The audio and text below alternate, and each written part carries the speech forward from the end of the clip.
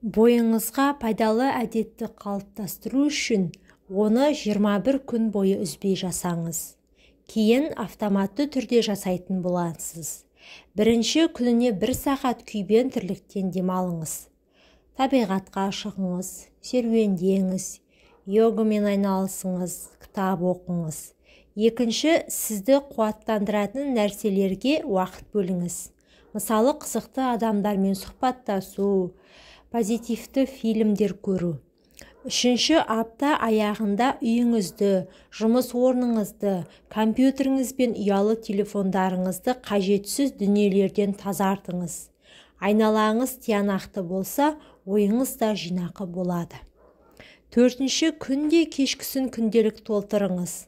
Алғыс айтыңыз, негативті ойларды жазып арылыңыз.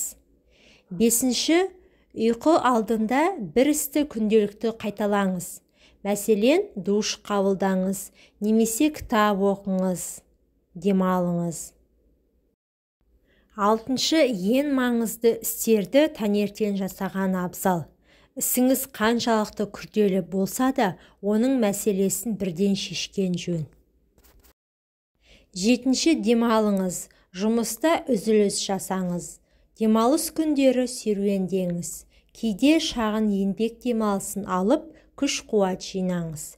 Сегізінші, кішігірім жетістіктерге қуаныңыз. Еңбегіңіздің жемісін сезініңіз. Тоғызыншы, әрекетке берекет. Әрдайым ойларыңызды жүзеге асырыңыз. Оныншы, көлікте, үй жинағанда, тамақ әзірлегенде тұлғалық өсу бойынша тренерлер мен мотиваторлардың кеңесін тыңдаңыз. 11-ші, телехикаялар мен шоу бағдарламалардың орнына деректі фильмдер, танымдық видеолар көріңіз. 12-ші, оқыңыз. Көп оқыңыз. Ұйықтар алдында, жексенбіде кітап оқуға арнайы уақыт бөліңіз. 13-ші, өткен аптаны қорытындылаңыз. Бітпей қалған істерді келер аптаның жоспарына енгізіп, міндетті түрде аяқтауға тырысыңыз. 14-ші, күніне 8 сағат ұйықтаңыз.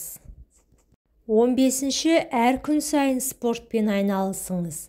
Бар болғаны 15 минут физикалық жаттығулар жүрек жұмысын өте керемет жақсартады.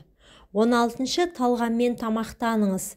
Тамақтанғанда басқа нәрселерге алаңдамаңыз. Тамақтың дәмін сезініп, рахаттанып нәрін алыңыз.